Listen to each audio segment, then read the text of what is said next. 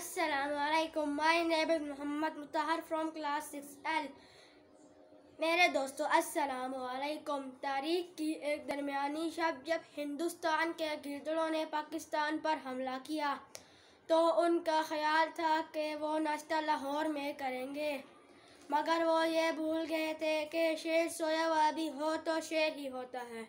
میرے دوستو 6 ستمبر 1965 کے دن ہم نے اپنے دشمن کو یہ بتلا دیا کہ جو کوئی بھی میرے ملک کی طرف انگلی اٹھائے گا اس کا ہاتھ اس کے باہو سے الگ کر ڈالیں گے، جو میلی آنکھ سے دیکھے گا اس کی آنکھیں نکال ڈالیں گے. میرے جوانوں نے فضائے بدر کی یاد تازہ کر دی.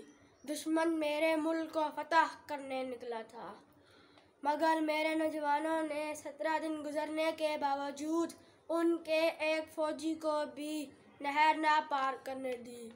ہم تختہ و تخت میں ایک چناؤ کرتے ہیں، ہم عجب شان سے اس دنیا میں جیا کرتے ہیں. توپ کیا چیز ہے، بندوق کسے کہتے ہیں، ہم تو ٹینکوں کی صفیں چیر دیا کرتے ہیں. ہم مہمان نواز قوم ہیں. ہم نے اپنے دشمن کے ناشتے کا خواب ابھی نندن کو چائے پلا کر پورا کر دیا. پاک فوج زندہ باد.